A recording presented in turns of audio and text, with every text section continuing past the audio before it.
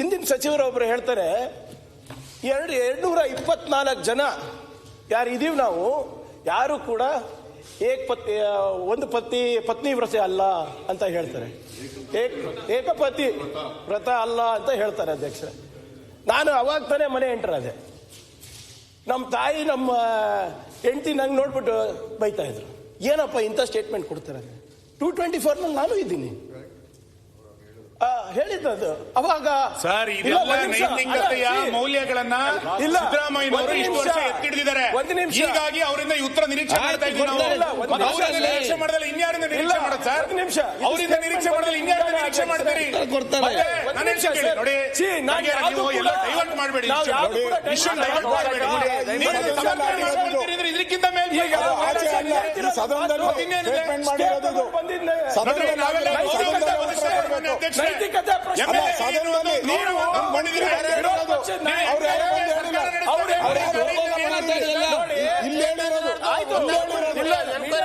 ಒಂದ್ ನಿಮಿಷ ಅಧ್ಯಕ್ಷರೇ,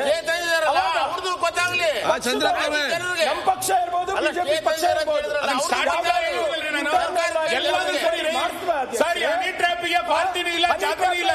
ಕೇಳಿ ಸರ್, ಯಾರಿದ್ದಾರೆ ಇದಕ್ಕೆ? ಅವಾಗ ಹಿಂದಿನ ಇವಾಗ ಹಾಲಿ ಶಾಸಕರಿದ್ದಾರೆ, ಹಿಂದಿನ ಒಬ್ಬರ ಬಾಗಲಕೋಟೆ ಮಂತ್ರಿ ಮೇಲೆ ಏನ್ ಹೇಳಿದ್ರು, ಸಿಡಿ ಫ್ಯಾಕ್ಟರಿನ ನಡೆಸ್ತಾ ಇದ್ದಾರೆ ಅಂತ ಹೇಳಿದ್ರು. ಅವಾಗ ಏನಾದ್ರು ಇಂಟರ್ನಲ್ ಎನ್ಕ್ವೈರಿ ನಡೆಸಿದ್ರ? ಸರ್ಕಾರದಲ್ಲಿ ಅವ್ರ ಮಂತ್ರಿ ಇದ್ರು. ಇವರು ಯಾವ್ದಾದ್ರು ಉದಾಹರಣೆ ಈಗ ಪರಸ್ಪರ ಆರೋಪಗಳು ಬೇಡ, ಈಗ ಪರಸ್ಪರ ಆರೋಪ ಬೇಡ. ಇದೊಂದು ಮುಖ್ಯಮಂತ್ರಿಗಳೇ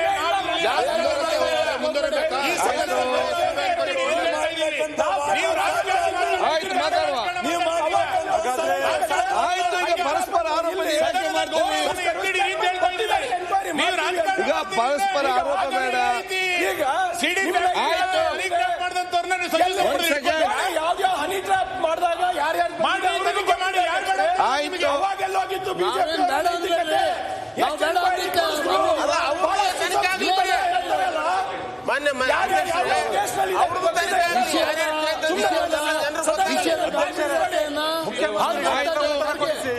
ಈಗ ಒಂದ್ ಸೆಕೆಂಡ್ ಆಯ್ತು, ನೀವು ಹೇಳಿ. ಎಲ್ಲೂಟ ಮಾಡ್ತೀರಾ? ನಾನು ಯಾವ ಹೋಟೆಲ್ ನಲ್ಲಿ ಇರ್ತೀರಾ? ನಿನ್ನೆಯಿಂದ ನೀವು ರಾಜಕಾರಣಕ್ಕೆ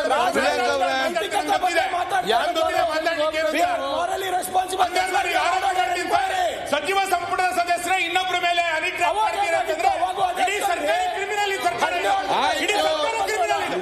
ಇಡೀ ಸರ್ಕಾರ ಕ್ರಿಮಿನಲ್, ಪರಸ್ಪರ ಯಾಕೆ ಚರ್ಚೆ ಯಾಕೆ?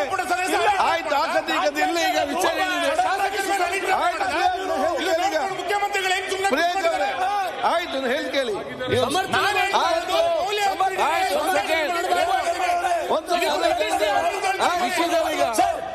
ಒಂದ್ ಸೆಕೆಂಡ್ ಯಾರು ಎಲ್ಲೆಲ್ಲಿ ಹೋಗ್ತಾ ಇದ್ರು ನಿಮ್ಗೆ ಗೊತ್ತಿತ್ತ ಸರ್? ನೋಡ್ರಿ,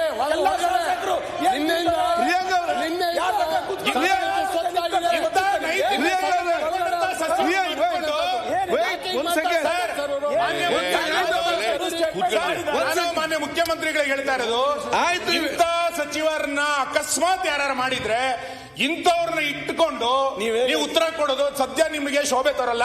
ಇವರಿಗೆ ದಯಮಾಡಿ ಇಂಥ ಸಚಿವರನ್ನ ವಜಾ ಮಾಡ್ರಪ್ಪ. ಅವ್ರು ಏನ್ ಹೇಳ್ತಿದ್ದಾರೆ? ಉತ್ತರ ಕೊಡ್ತೀವಿ, ಅದನ್ನ ಕೇಳಿಸ್ತಾ ನಾವು ಯಾವ ವಿಷಯಕ್ಕೆ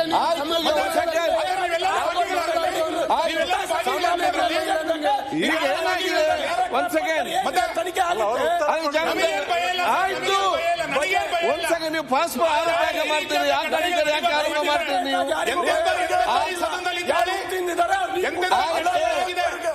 ಒಂದು ಆ ಕಡೆ ಈ ಕಡೆ ಆರೋಪ ಮಾಡಿ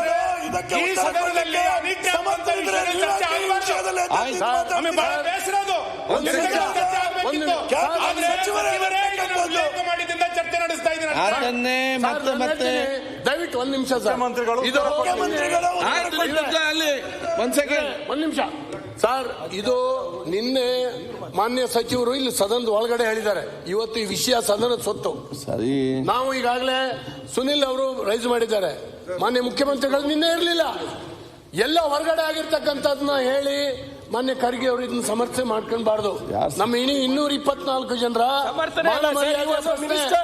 ಇವತ್ತು ಸುಮ್ಮನೆ ನಿಮ್ಗೆ ಯಾವಾಗ ಬೇಕು ಅವಾಗ ಹೊರಗಡೆ ತಂದಿ ಕೊಡ್ರಿ. ಯಾಕೆ ಹಿಂಗ್ ಮಾತಾಡ್ತಾ ಇದೀರಿ? ನೀವ್ ಯಾಕೆ ಆಯ್ತು, ಒಂದ್ಸಲ ಮಾನ್ಯ ಮುಖ್ಯಮಂತ್ರಿ ಸರ್, ಈಗ ಇದನ್ನ ಯಾರು ಅಡೆತಡೆಯನ್ನ ಒಡ್ತಕ್ಕಂಥದ್ದಲ್ಲ. ಹಿಂದೆ ಇದೇ ಸಿದ್ದರಾಮಯ್ಯನವ್ರ ಸೀಟ್ನಲ್ಲಿ ಇದ್ದಂತ ಒಬ್ಬ ಮುಖ್ಯಮಂತ್ರಿ 3ನೇ ಮಾಡಿನಲ್ಲಿ ನನ್ನ ಮೇಲೆ ಹಲ್ಲೆ ಆಗ್ತಾ ಇದೆ, ನನಗೆ ರಕ್ಷಣೆ ಇಲ್ಲ ಅಂತ ಹೇಳಿದಂತ ನಿದರ್ಶನ ಇಲ್ಲಿ ರೆಕಾರ್ಡ್ ಇದೆ. ಇವತ್ತು ಈ ರೀತಿ ಮುಖ್ಯಮಂತ್ರಿಗಳಿಗೆ ಮಂತ್ರಿಗಳಿಗೆ ರಕ್ಷಣೆ ಇಲ್ಲ. ಆ ಹನಿ ಟ್ರಾಪ್ನಿಂದಾಗಿ ರಾಜಕಾರಣ, ಈಗ ಯಾವುದೋ ವ್ಯಾಪಾರಿಯನ್ನ ಉದ್ಯಮಿಯನ್ನ ಹನಿ ಟ್ರಾಪಿಗೆ ಕೆಡಗುವಂತದ್ದಿತ್ತು. ಆದ್ರೆ ಇವತ್ತು ರಾಜಕೀಯವಾಗಿ ಮುಗಿಸ್ಲಿಕ್ಕೆ ಹನಿ ಟ್ರಾಪ್ನಂತ ವಿಧಾನವನ್ನ ಅನುಸರಿಸ್ತಾರೆ ಅಂದ್ರೆ ರಾಜಕಾರಣ ಅತ್ಯಂತ ತಳಮಟ್ಟಕ್ಕೆ ಹೋಯ್ತು. ನಿಮ್ಮ ಸರ್ಕಾರ ಇದ್ದಾಗ ತಳಮಟ್ಟಕ್ಕೆ ಹೋಯ್ತು. ಸರ್ಕಾರದಲ್ಲಿರುವಂತ ಒಬ್ಬ ಮಂತ್ರಿ ಹತಾಶವಾಗಿ, ಅದನ್ನು ಹೇಳಿದ್ರಲ್ಲ, ಹೇಳ್ತೀನಿ ಕೇಳಿ, ಹತಾಶವಾಗಿ ಅಸಹಾಯಕವಾಗಿ ಸದನದ ಒಳಗಡೆ ಮಾತಾಡ್ತಾರೆ ಅಂದ್ರೆ ಮುಗಿಸ್ಲಿ, ಮಾತಾಡಿ, ಚರ್ಚೆ ಬೇಡ, ಪರಸ್ಪರ ಚರ್ಚೆ ಬೇಡ. ಮುಖ್ಯಮಂತ್ರಿಗಳಿಗೆ ಉತ್ತರ ಇಲಾಖೆ ನಡೆಸ್ತಾರೆ ಅಂತ ಕೇಳಿದ್ವಿ, ಸಚಿವರುಗಳು ಹನಿ ಟ್ರ್ಯಾಪ್ ಮಾಡ್ತಾರೆ ಅಂತ ಕೇಳಿರ್ಲಿಲ್ಲ. ಇಲಾಖೆ ನಡೆಸಿ ಅಂತ ಹೇಳಿರೋದು, ಹನಿ ಟ್ರ್ಯಾಪ್ ಮಾಡ್ಲಿಕ್ಕಲ್ಲ ನಿಮಗೆ ಪ್ರಮಾಣ ವಚನ ಕೊಟ್ಟಿರೋದು. ಸಹಕಾರ ಸಚಿವರ ಬಗ್ಗೆ ಒಂದ್ ನಿಮಿಷ, ಅದು ಎಲ್ಲರಿಗೂ ಗೊತ್ತಾಗಿದೆ. ನಾನು ಹೇಳ್ತೀನಿ, ನೀವು ಮಂತ್ರಿಗಳೇ ಈ ರೀತಿ ಸಮರ್ಥನೆ ಮಾಡೋದು, ನಿಮ್ಮ ಕ್ಯಾಬಿನೆಟ್ ಇವತ್ತು ಕ್ಷಮೆ ಕೇಳಬೇಕು. ರಾಜ್ಯ ಜನರು ಕ್ಷಮೆ ಕೇಳಬೇಕು. ನಿಮ್ಮ ಕ್ಯಾಬಿನೆಟ್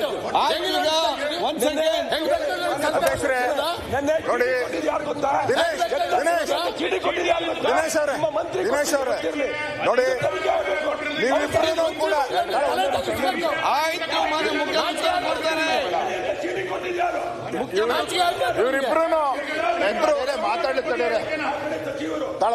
ಇವರಿಬ್ರು ಸಚಿವರು ಇಂಪಾರ್ಟೆಂಟ್ ಪಾಯಿಂಟ್ ಹೇಳ್ತಾ ಇದಾರೆ. ಇವರಿಬ್ರು ಅಧ್ಯಕ್ಷರೇ, ಯತ್ನಾಳ್ಗೆ ಚೀಟಿ ಕೊಟ್ಟಿದ್ದಾರೆ, ದಯವಿಟ್ಟು ಸಚಿವರು ಸನ್ಮಾನ್ಯ ಅಧ್ಯಕ್ಷರೇ, ಮಾತಾಡೋ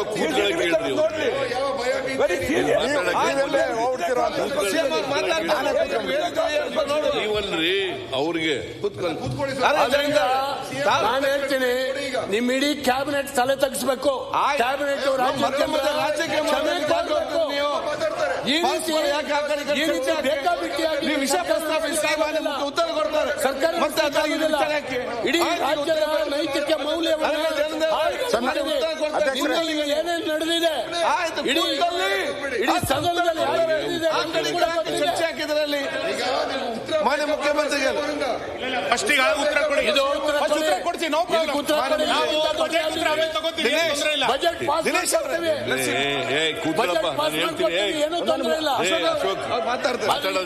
ಚರ್ಚೆ ಯಾವುದಿಲ್ಲ. ಒಂದೇ ನಿಮಿಷ ಜಾಸ್ತಿ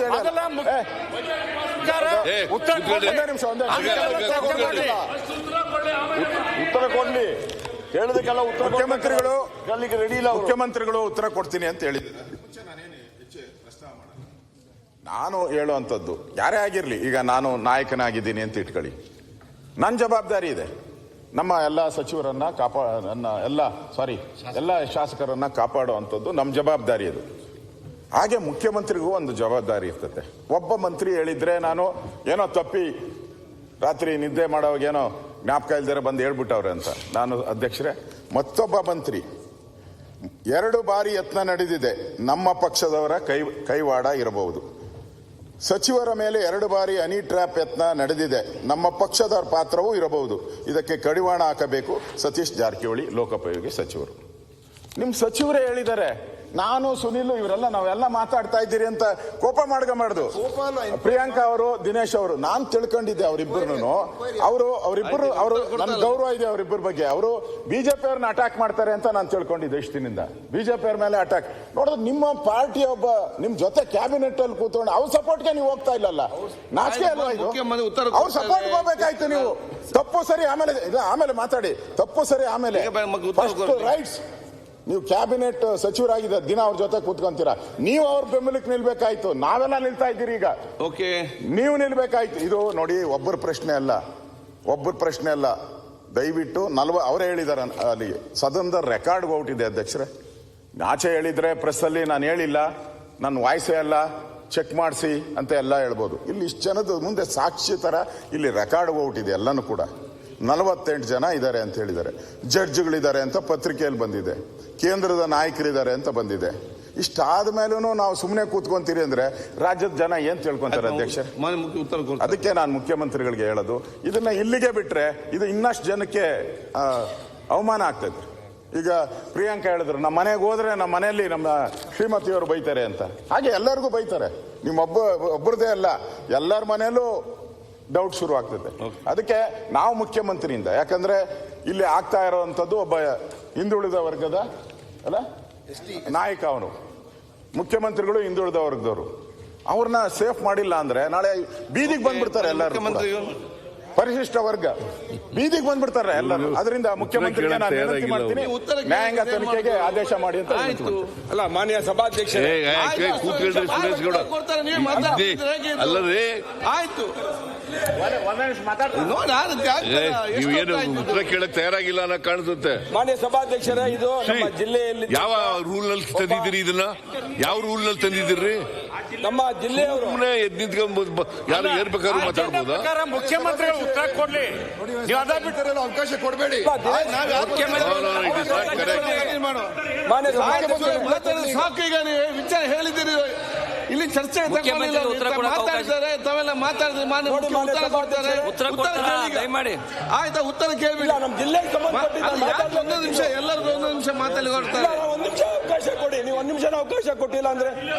ಮಾನ್ಯ ಸಭಾಧ್ಯಕ್ಷರೇ, ನಿನ್ನೆ ನಡೆದಂತ ಘಟನೆ ಫಸ್ಟ್ ಯಾವ ಸಚಿವರು ನಿಮ್ಮ ಕೇಳಿ, ಒಂದು ನಿಮಿಷ ಕೇಳಿ. ಈಗ ದಿನೇಶ್ ಗುಂಡೂರಾವ್ ಅವರು ಹೇಳಿದ್ರು, ಯತ್ನಾಳ್ ಅವ್ರು ಎತ್ತಿದಕ್ಕೆ ರಾಜಣ್ಣವ್ರು ಉತ್ತರ ಕೊಟ್ರು ಅಂತ. ಯತ್ನಾಳ್ ಅವ್ರಿಗೆ ಹೇಳಕ್ ಮುಂಚೆ ಯತ್ನಾಳ್ ಒಂದು ಚೀಟಿ ಬಂತು ಆ ಕಡೆಯಿಂದ, ಯಾರೋ ಒಬ್ಬರು ಮಂತ್ರಿಗಳು. ದಯವಿಟ್ಟು ಅದನ್ನ ತನಿಖೆ ಮಾಡಿ. ಕಾಂಗ್ರೆಸ್ ಪಕ್ಷದಲ್ಲಿ ಏನಾಗ್ತಾ ಇದೆ, ಇದು ವೆರಿ ಸೀರಿಯಸ್ ಅಫೆನ್ಸ್. ಯಾರು ಚೀಟಿ ಕೊಟ್ಟಿದ್ದು ಕೇಳಿ. ಇದನ್ನ ಎಲ್ಲರ ಅಭಿಪ್ರಾಯ ಏನ್ ಹೇಳ್ತಾರೆ, ಕಾಂಗ್ರೆಸ್ ಪಕ್ಷದಲ್ಲಿ ಏನ್ ನಡೀತಿದೆ ಅನ್ನೋದು ಗೊತ್ತಿಲ್ಲ. ಈ ತರ ಆಡಳಿತ ನಡೆದ್ರೆ ಒಬ್ಬ ಮಂತ್ರಿ ಮೇಲೆ ಕೇಳಿ. ದಿನೇಶ್ ಗುಂಡೂರಾವ್ ಸರ್, ಇದು ದಿನೇಶ್ ಅಲ್ಲಿಂದ ಚೀಟಿ ತನಿಖೆ ಕೇಳಿ. ಒಂದು ನಿಮಿಷ, ಚೀಟಿ ಕೊಟ್ಟವ್ರು ಯಾರು? ನೀವೇ ಯಾರು? ಮುಖ್ಯಮಂತ್ರಿಗಳಿಗೆ ಆಪ್ತರಾಗಿದ್ದೀರಾ ಇಲ್ಲ? ಯಾರು ವಿರೋಧ ಕೊಟ್ಟರು? ಪ್ರತಿಯೊಂದು ನಾನು ತನಿಖೆ ಈಗ ಮುಖ್ಯಮಂತ್ರಿ ಉತ್ತರ ಕೊಡ್ತಾ ಕೇಳಿ. ಸುರೇಶ್ ಗೌಡ ಕೂತ್ಕೊಳ್ರಿ, ಎಲ್ಲರೂ ಮಾತಾಡೋಂತ ವಿಚಾರ ಅಲ್ಲ ಇದು. ಸುನೀಲ್ ಕುಮಾರ್ ಏನೋ ರೈಸ್ ಮಾಡೋದ ಆಯ್ತು, ಎಲ್ರೂ ಮಾತಾಡ್ಬೇಕಾ ಇದನ್ನ? ಮಾನ್ಯ ಸಭಾಧ್ಯಕ್ಷರೇ, ಸುನೀಲ್ ಕುಮಾರ್ ಅವರು ಎತ್ತಿರ್ತಕ್ಕಂಥ ಪ್ರಶ್ನೆ ನಾನು ಸದನದಲ್ಲಿ ಇರಲಿಲ್ಲ. ನಾನು ನನ್ನ ಚೇಂಬರ್ನಲ್ಲಿ ಕೂತಿದ್ದೆ, ಆಗ ಚರ್ಚೆ ನಡೀತಾ ಇತ್ತು.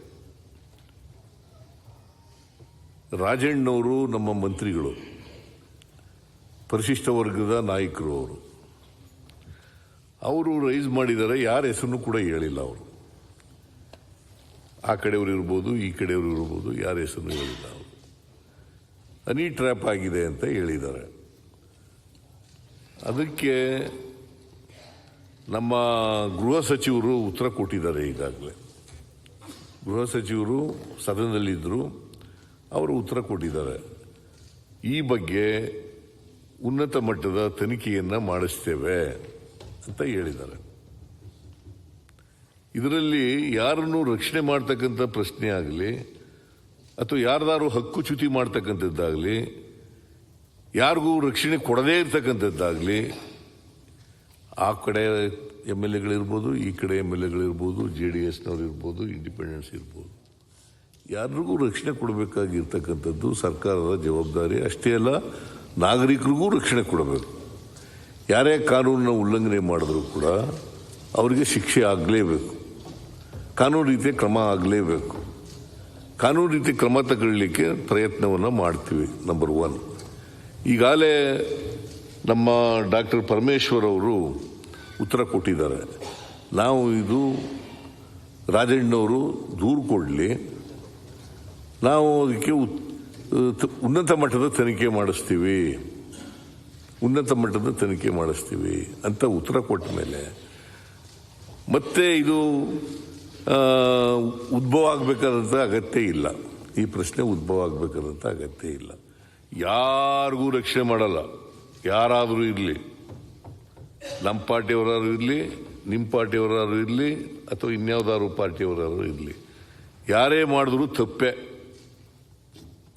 ತಪ್ಪೆ. ಸದನದಲ್ಲಿ ಒಬ್ಬ ಸಚಿವ ಈ ಥರ ಹೇಳಿದಾಗ ಸುಮ್ಮನೆ ಇರೋಕ್ಕಾಗೋದಿಲ್ಲ. ನಾವು 100% ತನಿಖೆ ಮಾಡಿಸ್ತೇವೆ. ನೀವು ಉನ್ನತ ಮಟ್ಟದ ತನಿಖೆ ಮಾಡಿಸ್ತೇವೆ. ನಾನು ಕೂತ್ಕೊಳ್ರಿ, ಆಯ್ತಲ್ಲ. PSI ತನಿಖೆ ಆಯ್ತು, ಉತ್ತರ ಕೊಡಿ. PSI ಉನ್ನತ ಮಟ್ಟ ಉತ್ತರ ಕಂಪ್ಲೀಟ್ ಆಗ ಯಾಕೆ ಮಾತಾಡ್ತೀರಿ? ಜುಡಿಷಿಯರಿ ಎನ್ಕ್ವೈರಿ ಕೊಡಿ. ಉತ್ತರ ಜುಡಿಷಿಯರಿ ಎನ್ಕ್ವೈರಿ ಕೊಡಿ. ಉನ್ನತ ಮಟ್ಟದ ಈಗ ಅವ್ರು ಸಲಹೆ ಕೊಟ್ಟಿದ್ದಾರೆ. ಅವ್ರು ಸಲಹೆ ಕೊಟ್ಟ ತಕ್ಷಣ ಎತ್ತೀತು ಅಂತ ತಕ್ಷಣ ಕೊಟಕಟ್ಟಿ ಅಂತ ಹೇಳಕ್ಕಾಗಲ್ಲ.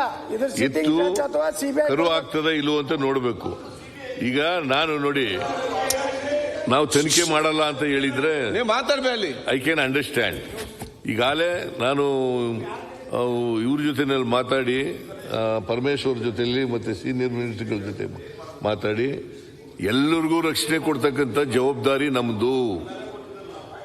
ಬಿಜೆಪಿಯವರು ಇರಲಿ, ಕಾಂಗ್ರೆಸ್ನವರು ಇರಲಿ, ಅಥವಾ JDSನವರು ಇರಲಿ, ಮಿನಿಸ್ಟರ್ಗಳಿರಲಿ, ಬೇರೆ ಬರೀ ಶಾಸಕ ಅಷ್ಟೇ ಆಗಿರಲಿ, ಎಲ್ರಿಗೂ ರಕ್ಷಣೆ ಕೊಡಬೇಕಾಗಿರ್ತಕ್ಕಂಥ ಜವಾಬ್ದಾರಿ ನಮ್ದು. ಅದಕ್ಕೋಸ್ಕರ ರಕ್ಷಣೆ ಕೊಡ್ತೀವಿ. ನಂಬರ್ 1. ನಂಬರ್ 2, ಯಾರ ಹೆಸರು ಹೇಳಿಲ್ಲ. ಹೇಳಿದ್ರೆ ಕ್ರಮ ತಗೋಬಹುದಾಗಿತ್ತು. ಅವರಿಂತ ಹೆಸರು ಹೇಳಿಲ್ಲ. ಅದರಿಂದ ಮಾನ್ಯ ಅಧ್ಯಕ್ಷರೇ, ಇದು ನಾವು ಉನ್ನತ ಮಟ್ಟದ ಸಮಿತಿ ಮಾಡ್ತೀವಿ. ನಾನು ಡಾಕ್ಟರ್ ಪರಮೇಶ್ವರ್ ಅವ್ರ ಜೊತೆ ಕಂಪ್ಲೇಂಟ್ ಕೊಟ್ಟಿದ್ದಾರಾ? ಮಾನ್ಯ ಮಂತ್ರಿಗಳು ಹೋಮ್ ಮಿನಿಸ್ಟ್ರಿ ಕಂಪ್ಲೇಂಟ್ ಕೊಟ್ಟಿದ್ದಾರಾ? ನಿನ್ನೆ ಕೊಡ್ತೀನಿ ಅಂತ ಹೇಳಿದ್ರು. ನಿನ್ನೆ ಉತ್ತರ ಕೊಟ್ಟಿರಲ್ಲ. 12 ಗಂಟೆ ಆಗಿದೆ, ಈಗ 13 ಗಂಟೆ. ಏನಾಗಿದೆ ಹೇಳಿ? ಅವರು ಈ ಸಾಲ್ಸ್ ಸೀನಿಯರ್ ಮೆಂಬರ್. ಈಗ ಮುಖ್ಯಮಂತ್ರಿಗಳು ಉನ್ನತ ಮಟ್ಟದ ತನಿಖೆಯನ್ನ ಕೊಡ್ತೀನಿ ಅಂತ ಹೇಳಿದ್ದಾರೆ. ನಮಗೆ ಬೇಕಾಗಿರುವಂತದ್ದು ಉನ್ನತ ಮಟ್ಟದ ನಾನ್ ಮಾತಾಡಕ್ಕಾದ್ರೂ ಬಿಡಿ ದಯವಿಟ್ಟು. ಇಲ್ಲಿ ಉನ್ನತ ಮಟ್ಟ ಅಂತ ಹೇಳಿದ್ರೆ ಇಲ್ಲಿ ಜಡ್ಜ್ಗಳ ಇನ್ವಾಲ್ವ್ಮೆಂಟ್ ಇದೆ. ಎಲ್ರಿ ಹೇಳಿದಾರೇನ್ರಿ? ರಾಜಣ್ಣ ನೋಡಿ, ಪತ್ರಿಕೆಯಲ್ಲಿ ಬಂದಿರೋದು ರಾಜಣ್ಣ ಹೇಳಿದಾರೇನ್ರಿ? ನೀವೇ ಪತ್ರಿಕೆನೆಲ್ಲ ಕೋಟ್ ಮಾಡಿದ್ರಲ್ಲ.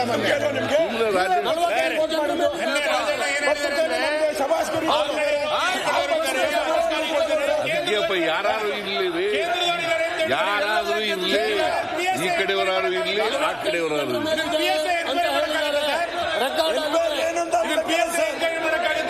ಕೇಂದ್ರದವರಿದ್ದಾರೆ ಅಂತ ಹೇಳಿದಾರೆ. ಕೇಂದ್ರದ ಸಚಿವರಿದ್ದಾರ, ಕೇಂದ್ರದ ಕಾಂಗ್ರೆಸ್ ನಾಯಕರಿದ್ದಾರ, ಯಾರಿದ್ದಾರೆ? ತನಿಖೆ ಆಗ್ಬೇಕಲ್ವೇನ್ರಿ? ತನಿಖೆ ಆಗಿ ಹೆಂಗ್ ಗೊತ್ತಾಗ್ತದೆ ಯಾರಿದ್ದಾರೆ ಅಂತ? ಇಲ್ಲಿ ಕೇಂದ್ರದ ನಾಯಕರು, ನ್ಯಾಯಾಧೀಶರು, ಮಂತ್ರಿಗಳು ಎಲ್ಲ ಇರೋದ್ರಿಂದ ಇದನ್ನ ಜಡ್ಜ್, ಸಿಟ್ಟಿಂಗ್ ಹೈಕೋರ್ಟ್ ಜಡ್ಜ್ ಮುಖಾಂತರ ಮಾಡಿ, ಸಿಟ್ಟಿಂಗ್ ಜಡ್ಜ್ ಹೈಕೋರ್ಟ್ ನಮಗೆ ಅನುಮಾನ ಆಗದೆ ಎಲ್ಲಿ ಅಂದ್ರೆ, ನಿನ್ನೆ ಸ್ವತಃ ಮುಖ್ಯಮಂತ್ರಿಗಳು ಈಗ ಕೇಂದ್ರ ನಾಯಕರ ಪೊಲೀಸರು ಬರ್ಲಿಲ್ಲ, ಅವರು ಪೊಲೀಸರು ಒಳಗೆ ಬರ್ಲಿಲ್ಲ. ಇವತ್ತು ಸ್ಪಷ್ಟತೆ ಇಲ್ಲ. ಏನ್ ನಡೀತಾ ಇದೆ? ಮಾನ್ಯ ಅಧ್ಯಕ್ಷರೇ, ಒಳಗಡೆ ಕೂಡ ನೀವು ಯಾಕೆ ಮಾತಾಡ್ತೀರಿ? ಏನೇನೋ ದಯವಿಟ್ಟು ಕೂತ್ಕೊಳ್ಳಿ. ಯಾರಿಗೂ ಸಾಮರ್ಥ್ಯ ಮಾಡಿದ ಪ್ರಶ್ನೆ ಅಲ್ಲ. ನಿಮ್ಮ ಏನು ಸಲಹೆ ಸೂಚನೆ ಸ್ವೀಕರಿಸಿದ ಅಧ್ಯಕ್ಷರೇ, ಮಾತಾಡಿ. ನಿನ್ನೆ ದಿವಸ ಸದನದಲ್ಲಿ ಬಹಳ ಗಂಭೀರವಾದಂತ ಪ್ರಶ್ನೆಯನ್ನ, ವಿಚಾರವನ್ನ ಪ್ರಸ್ತಾಪ ಬಸವರಾಜ್ ಅವರು ಮಾಡಿದ್ರು, ಮತ್ತೆ ಸುನೀಲ್ ಅವರು ಮಾಡಿದ್ರು. ಮಾನ್ಯ ರಾಜಣ್ಣ ಅವರು, ಹೌದು ನನ್ನ ಮೇಲೆ ಇಂಥದ್ದೊಂದು ಪ್ರಯತ್ನ ನಡೆದಿದೆ ಅಂತೇಳಿ ಅವರು ಪ್ರಸ್ತಾಪ ಮಾಡಿದರು. ಮಾತನಾಡುವಾಗ ಅವ್ರು ಹೇಳಿದ್ದು, ಇನ್ನೂ ಆ ಪಕ್ಷದ ಆ ಭಾಗದಲ್ಲಿರ್ತಕ್ಕಂಥ ಸದಸ್ಯರುಗಳು ಮತ್ತು ದೆಹಲಿಯಲ್ಲಿ ಕೂಡ ಅನೇಕ ಜನರು ಈ ರೀತಿ ಒಳಗಾಗಿದ್ದಾರೆ ಅಂತಕ್ಕಂಥ ಒಂದು ಮಾತನ್ನ ಅದೇ ಹನಿ ಟ್ರ್ಯಾಪ್ ಅಂತಕ್ಕಂಥ ಹನಿ ಟ್ರ್ಯಾಪ್ ಹನಿ ಹನಿ ಹನಿ ಟ್ರ್ಯಾಪ್ ಅವ್ರು ಇಲ್ಲಿ ಬರ್ಬೇಕಾದ್ರೆ ನಿಮ್ ಚೇಂಬರ್ ಇಂದ ಮುಂಚೆ ಬಂದ್ರು ಅಂತ ನನಗೆ ಮೆಸೇಜ್ ಇಲ್ಲ ಅದಕ್ಕಿಂತ ಮುಂಚಿತವಾಗಿ ನನ್ನ ಜೊತೆ ಮಾತಾಡಿದ್ರು. ಸರಿ, ವೆರಿ ಗುಡ್. ಅವ್ರೇನ್ ಹೇಳಿದ್ರು ಅಂದ್ರೆ ಅದೇ ಅಲ್ಲೇನ್ ಮಾತಾಡಿರ್ಲಿಲ್ಲ, ನಾನು ಮೊದಲೇ ಮಾತಾಡಿದ್ರು. ಕಂಪ್ಲೇಂಟ್ ಕೊಡ್ತೇನೆ ಇದಕ್ಕೊಂದು ತನಿಖೆ ಮಾಡಿಸಿ ಅಂತ ಹೇಳಿದ್ರು. ಅವ್ರು ಇನ್ನೂವರೆಗೆ ಕಂಪ್ಲೇಂಟ್ ಕೊಟ್ಟಿಲ್ಲ ಮಾನ್ಯ ಅಧ್ಯಕ್ಷರೇ. ಆ ಕಂಪ್ಲೇಂಟ್ನಲ್ಲಿ ಏನಿರುತ್ತೆ ಅನ್ನೋದು ಕೂಡ ನಮಗೇನು ಗೊತ್ತಿಲ್ಲ, ಊಹೆ ಮಾಡೋಕ್ಕಾಗಲ್ಲ. I cannot guess. ಆದ್ರಿಂದ ಸದನದಲ್ಲಿ ಅವ್ರು ಹೇಳಿದ್ದಾರೆ, ಸ್ವಲ್ಪ ಇರ್ರಿ, ಹೇಳೋವರೆಗೂ ಕೂತ್ಕೊಳ್ಳಿಯಪ್ಪ. ಉತ್ತರ ಕೊಡ್ಲಿ. ನಾನು ಪ್ರತಿಯೊಂದು ಶಬ್ದ ಎದ್ದು ನಿಂತಾಗ್ತದ. ಆಯ್ತು, ನೋಟ್ ಮಾಡಿ ಮತ್ತೆ ಮಾತಾಡಿ. ಪ್ರತಿಯೊಂದು ಸೆಂಟೆನ್ಸ್ ಉತ್ತರ ನಿಲ್ಲುದು, ಅದಕ್ಕೆ ಕೌಂಟರ್ ಕೊಡುದು. ನೀವು ಸ್ವಲ್ಪ ಕೇಳಿ, ಅದರ ನಂತರ ಅವ್ರು ಏನಂತ ನೀವು ಮಾತಾಡಿ. ಈ ರಾಜ್ಯದಲ್ಲಿ ಪ್ರತಿಯೊಂದು ಕಂಪ್ಲೀಟ್ ಮಾಡ್ತೇನೆ. ಆಯ್ತು, ಕಂಪ್ಲೀಟ್ ಮಾಡ್ಲಿಕ್ಕೆ ಅವಕಾಶ ಕೊಡಿ. ಆಯ್ತು, ಮಾತಾಡ್ಲಿ ಅವರು. ಮಾತಾಡ್ತೀನಿ, ಕೂತ್ಕೊಳ್ಳಿ. ಜಡ್ಜ್ ಹೊಡೆದಿದೆ ಅಂತ ಹೇಳ್ತಾರೆ. ನೀವು ಇದನ್ನೇ ಹೇಳಿದ್ದಾನೆ ಹೇಳ್ತೀರಿ. ಅಲ್ಲಿ ಉತ್ತರ ಕೊಡೋ ಒಂದು ಅಕ್ಷರ ತಪ್ಪಾದ್ರೆ ನೀವು ಮಾತಾಡ್ತೀರಿ. ಕಂಪ್ಲೀಟ್ ಆಗುದು ಹೇಗೆ? ಆಯ್ತು, ನೀವು ಮಾಡಿ. ನಿಮ್ಗೆ ಗೊತ್ತಾಗಲಿಲ್ಲ ಮಾನ್ಯ ಅಧ್ಯಕ್ಷ. ಆಯ್ತು, ನೀವು ಯಾಕೆ ಮಾತಾಡ್ತೀರಿ? ನೀವು ಸೋಮೋಟೋ ತಗೊಳ್ಬೇಕಾಗಿತ್ತು. 12 ಗಂಟೆ ಸಲಹೆ ಸೂಚನೆ ತಾವೆಲ್ಲ ಕೊಟ್ಟಿದ್ದು. ಅವ್ರು ಮಾತಾಡಲಿ, ಉತ್ತರ ಕೊಡ್ಲಿ. ಮಾನ್ಯ ಅಧ್ಯಕ್ಷರೇ, ನಾನು ಸದನದಲ್ಲಿ ಎಲ್ಲ ಸದಸ್ಯರಿಗೂ ಕೂಡ ಹೇಳಿ ನಾನು ತನಿಖೆಯನ್ನು ಮಾಡಿಸ್ತೇನೆ ಅಂತ ಹೇಳಿದ್ದೇನೆ. ನಾನು ಕಮಿಟ್ ಆಗಿದ್ದೇನೆ, ತನಿಖೆ ಮಾಡಿಸ್ತೇನೆ ಅಂತ. ಸ್ವಲ್ಪ ಅದಕ್ಕೆ ನಾನು ಮುಖ್ಯಮಂತ್ರಿಗಳ ಜೊತೆಯಲ್ಲಿ ಚರ್ಚೆ ಮಾಡಿ ಯಾವ ಹಂತ ಉನ್ನತ ಮಟ್ಟದ ತನಿಖೆ ಅಂತ ಹೇಳಿದ್ದೇನೆ. ಆದರೆ ಜುಡಿಷಿಯರಿ ನೋಡಿ, ನಾವು ಸರ್ಕಾರ ಮಾನ್ಯ ಮುಖ್ಯಮಂತ್ರಿಗಳ ಜೊತೆಯಲ್ಲಿ ಚರ್ಚೆ ಮಾಡಿ ಯಾವ ಹಂತದಲ್ಲಿ ತನಿಖೆಯನ್ನು ಮಾಡಬೇಕು, ಯಾರಿಂದ ಮಾಡಬೇಕು, ಅದನ್ನೆಲ್ಲ ನಾವು ಚರ್ಚೆ ಮಾಡ್ತೀವಿ.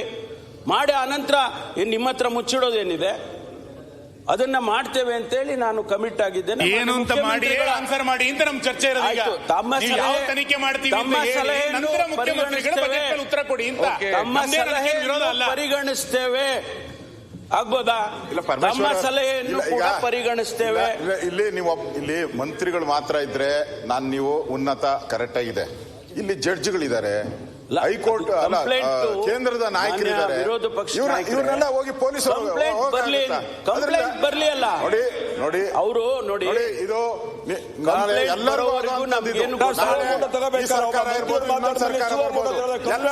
ಮುಖ್ಯಮಂತ್ರಿ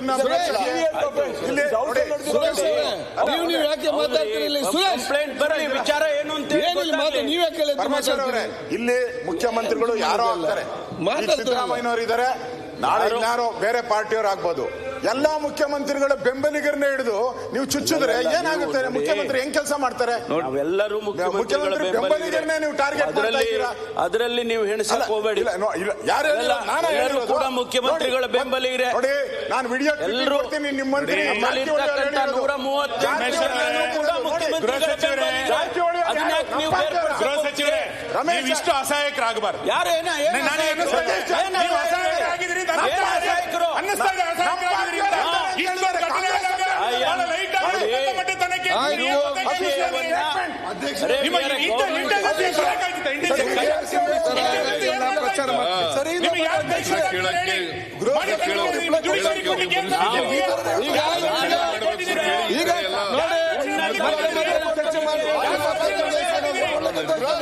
ಮುಖ್ಯಮಂತ್ರಿಗಳ ಡಿಸಿಷನ್ ನಾನೊಬ್ಬನೇ ತೀರ್ಮಾನ ಮಾಡ್ತೇನೆ.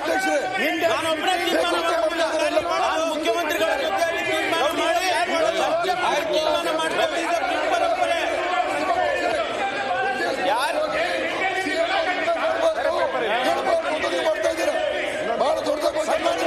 ಈಗ ಉತ್ತರ ಕೊಟ್ಟಿದ್ದಾರೆ.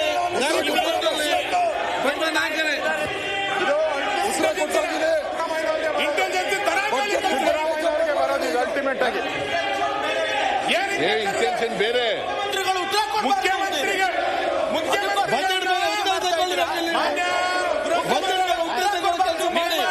ತನಿಖೆ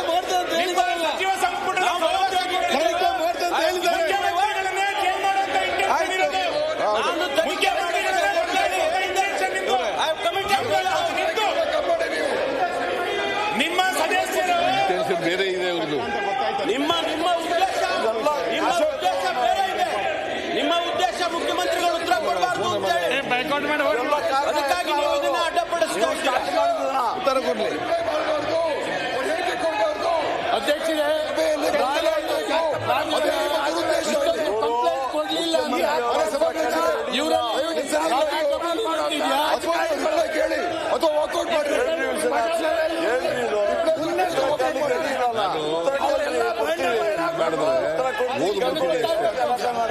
ಓದ್ಬಿಡಿ ಸರ್. ನೀವು ಹೇಳೋದಕ್ಕೆಲ್ಲ ಉತ್ತರ ಕೊಡ್ತೀವಿ. ಮಾನ್ಯ ಅಧ್ಯಕ್ಷರೇ,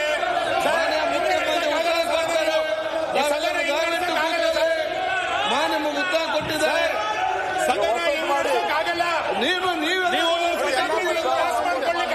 ತನಿಖೆ ಮಾಡ್ತಂತ ಹೇಳಿದ್ದಾರೆ. ಚರ್ಚೆ ಮಾಡಿ ತನಿಖೆ ಮಾಡಿ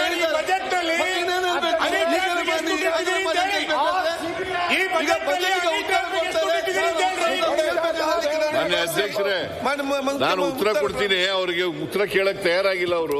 ಅವರ ಉದ್ದೇಶನೇ ಬೇರೆ ಇದೆ. ಅಲ್ಲದೆ ಇಷ್ಟೊಂದು ಜನ ಮಾತಾಡಬೇಕಾದಂತ ಅಗತ್ಯ ಇಲ್ಲ. ಇವರು ಮಾತಾಡ್ಕೊಂಡು ಬಂದಿದ್ದಾರೆ.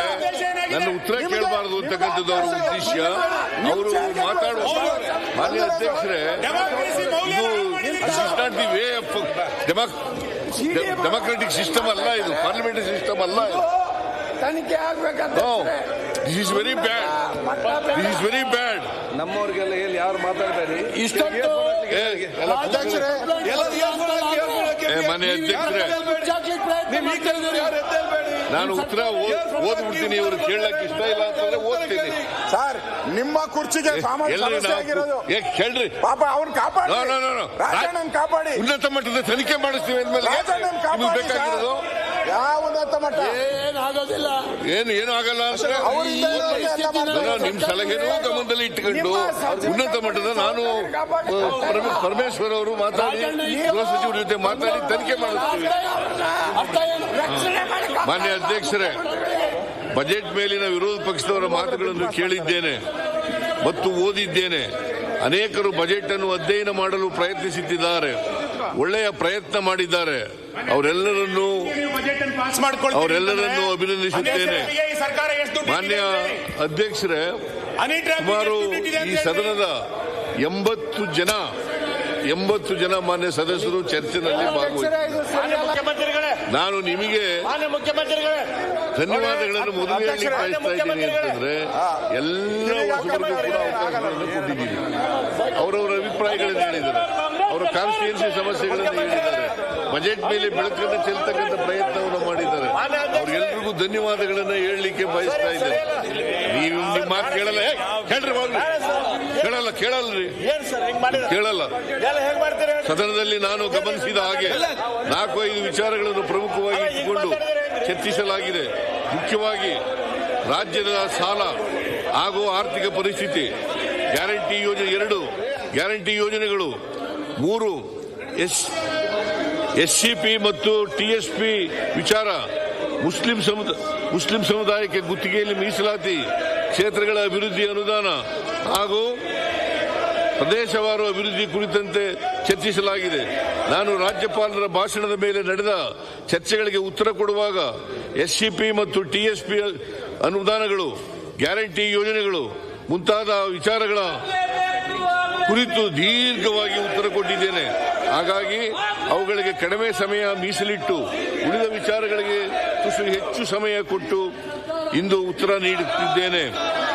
ನಮ್ಮ ಬಜೆಟ್ ಬಗ್ಗೆ ವಿರೋಧ ಪಕ್ಷದವರು ಏನೆಂದರು, ಆಡಳಿತ ಪಕ್ಷದವರು ಏನೆಂದರು ಹಾಗೂ ಉಳಿದೆಲ್ಲ ಜನಪ್ರತಿನಿಧಿಗಳು ಪ್ರಕ್ರಿಯೆ ಹೇಗಿತ್ತು ಎನ್ನುವುದು ಒಂದು ಆಯಾಮ. ಅದಕ್ಕೆ ಈ ಸದನ ಸಾಕ್ಷಿಯಾಗಿದೆ. ಸದನದ ದಾಖಲೆಗಳಲ್ಲಿ ಇದೆ. ಎರಡನೇದಾಗಿ ನಮ್ಮ ಬಜೆಟ್ ಅನ್ನು ಈ ಬಾರಿ ಮಾಧ್ಯಮಗಳು ಅಭೂತಪೂರ್ವವಾಗಿ ಸ್ವಾಗತಿಸಿವೆ, ಶ್ಲಾಘನೆ ಮಾಡಿವೆ, ವಿಶ್ಲೇಷಣೆಗಳನ್ನು ಬರೆದಿವೆ. ನಮ್ಮ ಬಜೆಟ್ ಅನ್ನು ಅರ್ಥ ಮಾಡಿಕೊಂಡು ಜನರಿಗೆ ತಲುಪಿಸಿದ್ದಕ್ಕಾಗಿ ಮಾಧ್ಯಮಗಳನ್ನು ಅಭಿನಂದಿಸುತ್ತೇನೆ. ನಮ್ಮಿಬ್ಬರನ್ನು ಹೊರತುಪಡಿಸಿ ನಾಡಿನ ವಿವಿಧ ವಲಯಗಳ ಜನರು ಹೇಗೆ ಪ್ರತಿಕ್ರಿಯಿಸಿದ್ದಾರೆ ಎಂಬುದನ್ನು ಗಮನಿಸಬೇಕಾಗಿದೆ. ಕೆಲವು ಉದಾಹರಣೆಗಳನ್ನು ನೀಡಬಯಸುತ್ತೇನೆ. ಹಾಗೆ ಮಾಡಬೇಕಾದದ್ದು ನನ್ನ ಕರ್ತವ್ಯ. ಬೇರೆಯವರು ಮಾಧ್ಯಮಗಳಲ್ಲದೇನೆ, ಸದಸ್ಯರಲ್ಲದೇನೆ, ಬೇರೆಯವರು ಮಾತನಾಡಿದಂಥವ್ರು ಅಲ್ಲದೇನೆ ಬೇರೆಯವರು ಹೊರಗಡೆ ಇರ್ತಕ್ಕಂಥವ್ರು, ಸದನದ ಹೊರಗಡೆ ಇರ್ತಕ್ಕಂಥವ್ರು ಏನು ಅಭಿಪ್ರಾಯಗಳನ್ನು ವ್ಯಕ್ತ ಮಾಡಿದ್ದಾರೆ ಅಂತಕ್ಕಂಥದ್ದನ್ನು ಕೂಡ ಸದನದ ಗಮನಕ್ಕೆ ತರಲಿಕ್ಕೆ ಬಯಸ್ತಾ ಇದ್ದೇನೆ. FKCCI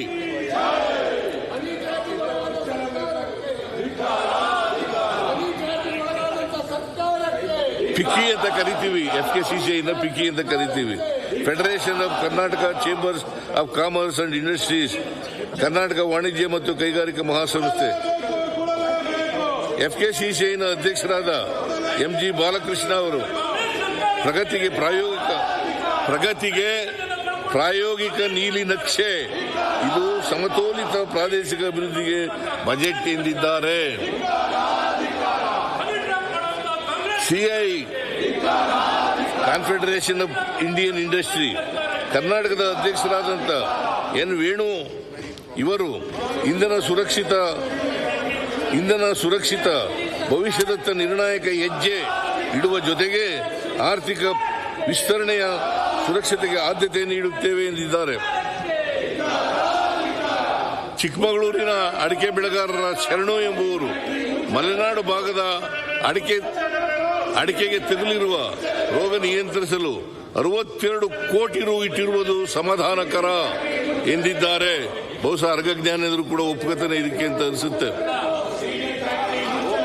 ರೋಗ ಅಡಿಕೆ ರೋಗ ಅಲ್ವಾ? ಇನ್ನೂ 62, ಇನ್ನೂ ಜಾಸ್ತಿ ಕೊಳ್ಳಬೇಕಾದ್ರೆ ನೀವು ಕೇಳಕ್ ತಯಾರಾಗಿದ್ರೆ ಎಲ್ಲಾನು ಹೇಳ್ತಿದ್ದೆ.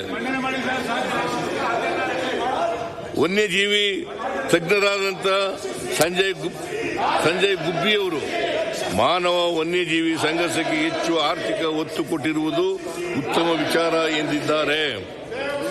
ಅರ್ಚಕರ ಸಂಘದ KSN ದೀಕ್ಷಿತ್ ಅವರು ಅರ್ಚಕರಿಗೆ ಸಂತಸ ತಂದ ಬಜೆಟ್ ಎಂದಿದ್ದಾರೆ.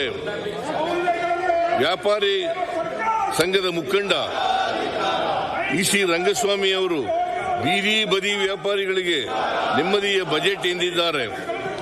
ಚಲನಚಿತ್ರ ನಟರಾದ ಶರಣ್ ಅವರು ಈ ಬಾರಿಯ ಬಜೆಟ್ ಸಿನಿಮಾ ರಂಗಕ್ಕೆ ಕೊಟ್ಟಿರುವ ಕೊಡುಗೆಗಳನ್ನು ಗಮನಿಸಿದರೆ ಬಹಳ ಖುಷಿ ಎಂದಿದ್ದಾರೆ.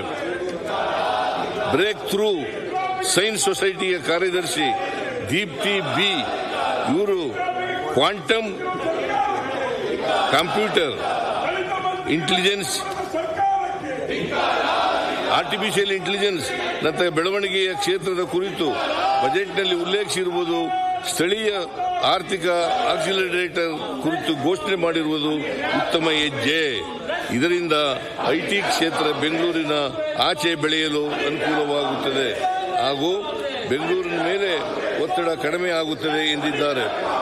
ಬೆಂಗಳೂರು ವಿಶ್ವವಿದ್ಯಾಲಯದ ಅರ್ಥಶಾಸ್ತ್ರ ವಿಭಾಗದ ಮುಖ್ಯಸ್ಥ ಪ್ರೊಫೆಸರ್ SR ಕೇಶವ್ ಇವರು ಇದು ಸರ್ವ ಜನಾಂಗದ ಶಾಂತಿಯ ತೋಟವಾದ ಕರ್ನಾಟಕದ ಎಲ್ಲ ವರ್ಗಗಳ ಅಭಿವೃದ್ಧಿಗೆ ಆದ್ಯತೆ ಸಿಕ್ಕಂತಾಗಿದೆ ಎಂದಿದ್ದಾರೆ. ಕಾವೇರಿ ಆಸ್ಪತ್ರೆ ಸಮೂಹದ ಕಾರ್ಯಕಾರಿ ನಿರ್ದೇಶಕರಾದಂಥ S ವಿಜಯಭಾಸ್ಕರ್ ಅವರು ಆರೋಗ್ಯ ಕ್ಷೇತ್ರದ ಅಭಿವೃದ್ಧಿಗೆ ಉತ್ತೇಜನ ಎಂದಿದ್ದಾರೆ. ತುಮಕೂರು ವಿಶ್ವವಿದ್ಯಾಲಯದ ಸಹ ಪ್ರಾಧ್ಯಾಪಕರಾದ ಜ್ಯೋತಿ ಇವರು ಮಹಿಳಾ ಆರ್ಥಿಕ ಸ್ವಾತಂತ್ರ್ಯಕ್ಕೆ ಪೂರಕ ಬಜೆಟ್ ಎಂದಿದ್ದಾರೆ.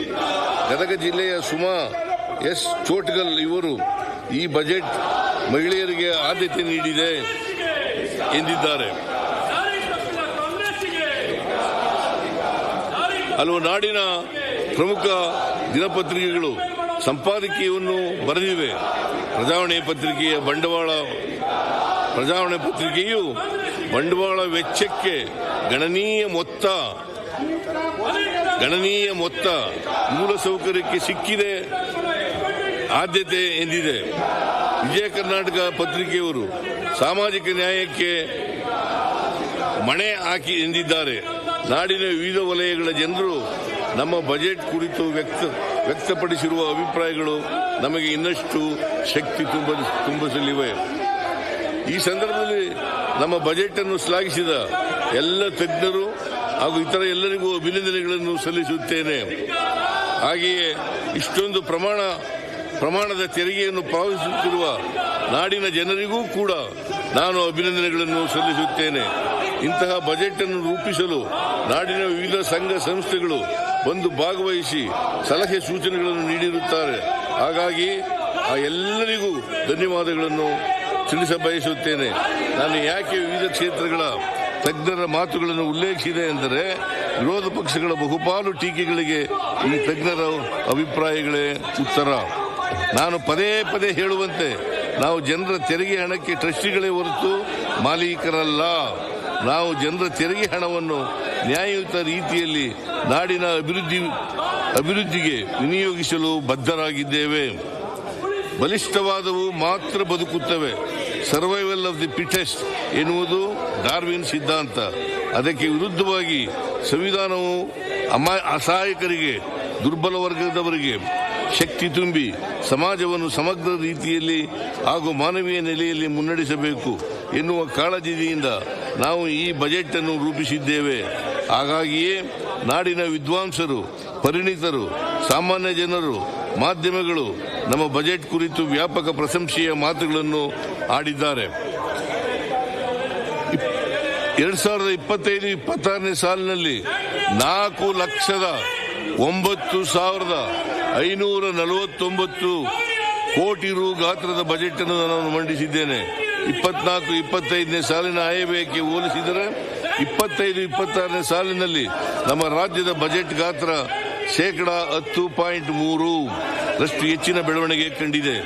ಜನಸಂಖ್ಯೆಯ ಗಾತ್ರದಲ್ಲಿ ಕರ್ನಾಟಕವು 8ನೇ ಸ್ಥಾನದಲ್ಲಿದೆ. ತೆರಿಗೆ ಸಂಗ್ರಹಿಸಿ ಕೊಡುವ ವಿಚಾರದಲ್ಲಿ ಕರ್ನಾಟಕವು 2ನೇ ಸ್ಥಾನದಲ್ಲಿದೆ. ಜಿಎಸ್ಡಿಪಿಯಲ್ಲಿ ಕರ್ನಾಟಕವು ಮಹಾರಾಷ್ಟ್ರ, ತಮಿಳುನಾಡು ನಂತರ 3ನೇ ಸ್ಥಾನದಲ್ಲಿದೆ. ಜಿಎಸ್ಡಿಪಿನಲ್ಲಿ we are in 3rd place in the country. 25-26ನೇ ಸಾಲಿನ ನಮ್ಮ ಬಜೆಟ್ ಉತ್ತರ ಪ್ರದೇಶ, ಮಹಾರಾಷ್ಟ್ರ, ರಾಜಸ್ಥಾನ್, ತಮಿಳುನಾಡಿನ ನಂತರ 5ನೇ ದೊಡ್ಡ ಬಜೆಟ್ ಆಗಿದೆ.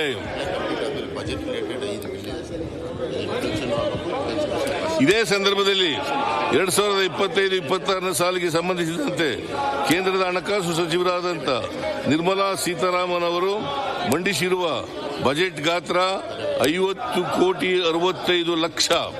24-25ರಲ್ಲಿ 48,21,21,00,000 ರೂಗಳಷ್ಟಿತ್ತು. ಕೇಂದ್ರದ ಬಜೆಟ್ ಬೆಳವಣಿಗೆ 5.06 ಅಷ್ಟು ಮಾತ್ರ. ಇದರಲ್ಲಿ ಹಣದುಬ್ಬರವನ್ನು ಕಳೆದರೆ ಕೇಂದ್ರದ ಬಜೆಟಿನ ಗಾತ್ರ ನಕಾರಾತ್ಮಕವಾಗಿರುತ್ತದೆ. ಅರವಿಂದ್ ಬೆಲ್ಲದವರು ಸೇರಿದಂತೆ ವಿರೋಧ ಪಕ್ಷಗಳವರು ತೆರಿಗೆ ಸಂಗ್ರಹ ಕಡಿಮೆಯಾಗಿದೆ, ಆಯವ್ಯಯದಲ್ಲಿ ಅಂದಾಜು ಮಾಡಿದ ತೆರಿಗೆ ಸಂಗ್ರಹಣೆ ಗುರಿಯನ್ನು ತಲುಪಿಲ್ಲ ಎಂದು ಪ್ರಸ್ತಾಪಿಸಿದ್ದಾರೆ. 24-25 ರಲ್ಲಿ 1,89,893 ಕೋಟಿಗಳಷ್ಟು ರಾಜ್ಯದ ಸ್ವಂತ ತೆರಿಗೆ ಸಂಗ್ರಹವಾದೆಂದು ಅಂದಾಜು ಮಾಡಲಾಗಿತ್ತು. ಫೆಬ್ರವರಿ ಅಂತ್ಯದವರೆಗೆ 1,57,111 ಕೋಟಿ ರೂಗಳನ್ನು ಸಂಗ್ರಹಿಸಲಾಗಿದ್ದು ಶೇಕಡ 82.7% ಮಾರ್ಚ್ ತಿಂಗಳ ಅಂತ್ಯಕ್ಕೆ ಸುಮಾರು 1,77,000 ಕೋಟಿ ರೂಗಳಷ್ಟು ಸಂಗ್ರಹವಾಗಬಹುದು. ಇದು ನಾವು ನಿರೀಕ್ಷೆ ಮಾಡೋದಕ್ಕಿಂತ ತುಸು ಕಡಿಮೆ. ಇದು ಕರ್ನಾಟಕದಲ್ಲಿ ಅಷ್ಟೇ ಅಲ್ಲ, ಇಡೀ ದೇಶದಲ್ಲಿಯೂ ಸಂಭವಿಸುತ್ತಿದೆ. ಕರ್ನಾಟಕವು ದೇಶದ ಒಂದು ಭಾಗ. ದೇಶದಲ್ಲಿ ನಡೆಯುವ ಬೆಳವಣಿಗೆಗಳು ರಾಜ್ಯದ ಮೇಲೆ ಪರಿಣಾಮ ಬೀರುತ್ತವೆ. ಇದು ದೇಶದ ಆರ್ಥಿಕ ಬೆಳವಣಿಗೆಯ ಸಮರ್ಪಕವಾಗಿಲ್ಲ ಎಂಬುದು ದೇಶದ ಆರ್ಥಿಕ ಬೆಳವಣಿಗೆಯು ಸಮರ್ಪಕವಾಗಿಲ್ಲ ಎಂಬುದನ್ನು ತೋರಿಸುತ್ತದೆ. ತಮಗೆಲ್ಲರಿಗೂ ತಿಳಿದಿರಲಿ, ನಾನು ಮೊದಲೇ ಹೇಳಿದ ಹಾಗೆ 2024-25ರಲ್ಲಿ ಮೋದಿ ಸರ್ಕಾರವು 48.21 ಲಕ್ಷ ಕೋಟಿ ರೂಪಾಯಿಗಳ ಬಜೆಟ್ ಮಂಡಿಸಿತ್ತು. ಆದರೆ ಪರಿಶುದ್ಧ ಅಂದಾಜುಗಳ ಪ್ರಕಾರ 1,05,000 ಕೋಟಿ ರೂಗಳನ್ನು ತೆರಿಗೆ ಸಂಗ್ರಹಣ ಮಾಡಲು ಕಡಿಮೆಯಾಗುತ್ತದೆ. ಕೇಂದ್ರ ಸರ್ಕಾರ 1,05,000 ಕೋಟಿ ತೆರಿಗೆ ಕಡಿಮೆ ಎಂದು ಅಂದಾಜು ಮಾಡಿದೆ. ಹಾಗಾಗಿ 24-25ರ ಬಜೆಟ್ ಅನ್ನು 47.16 ಲಕ್ಷ ಕೋಟಿಗೆ ಪರಿಷ್ಕರಣೆ ಮಾಡಿದೆ. ರಾಜ್ಯವು ಅಭಿವೃದ್ಧಿ ಹೊಂದುತ್ತಿದೆ. 2022-23ರಲ್ಲಿ 2,65,720 ಕೋಟಿ ರೂಗಳಷ್ಟಿದ್ದ ಆಯವ್ಯಯ ಗಾತ್ರ 25-26ರ ಸಾಲಿಗೆ 4,09,549 ಕೋಟಿ ರೂಗಳಿಗೆ ಏರಿಕೆಯಾಗುತ್ತಿದೆ. ವ್ಯತ್ಯಾಸ 22-23ಕ್ಕೆ ಹೋಲಿಸಿದರೆ 1,43,829 ಕೋಟಿಗಳಾಗುತ್ತದೆ. ನಮ್ಮ ಆಯವ್ಯಯ ಗಾತ್ರ ಶೇಕಡಾ 50.12% ಹೆಚ್ಚಾಗಿದೆ. ಗ್ಯಾರಂಟಿ ಯೋಜನೆಗಳ ಕುರಿತು ರಾಜ್ಯಪಾಲರ ಭಾಷಣದ ಮೇಲೆ ನಾನು ವಿವರವಾಗಿ ಮಾತನಾಡಿದ್ದೇನೆ. ಈ ವರ್ಷ ಗ್ಯಾರಂಟಿ ಯೋಜನೆಗಳಿಗೆ 51,034 ಕೋಟಿ ರೂಪಾಯಿಗಳನ್ನು ಒದಗಿಸಿದ್ದೇನೆ. ನಾನು ಮೊದಲೇ ಹೇಳಿದ ಹಾಗೆ ನಮ್ಮ ಸರ್ಕಾರ ಜನರ ಕಲ್ಯಾಣವನ್ನು ಹಾಗೂ ರಾಜ್ಯದ ಅಭಿವೃದ್ಧಿಯನ್ನು ಏಕಕಾಲದಲ್ಲಿ ಸರಿದೂಗಿಸಿಕೊಂಡು ಹೋಗಲು ಪ್ರಯತ್ನಿಸುತ್ತಿದೆ. ಅಭಿವೃದ್ಧಿ ಕುರಿತ ಜಗತ್ತಿನ ವ್ಯಾಖ್ಯಾನಗಳು ಬದಲಾಗುತ್ತಿವೆ. ಜನರು ಕೊಳ್ಳುವ ಶಕ್ತಿ ಹೆಚ್ಚಾದರೆ ಆರ್ಥಿಕತೆಯ ಪ್ರಗತಿ ವೇಗವಾಗುತ್ತದೆ. ಜನರಲ್ಲಿ ಕೊಳ್ಳುವ ಶಕ್ತಿ ಇಲ್ಲದಿದ್ದರೂ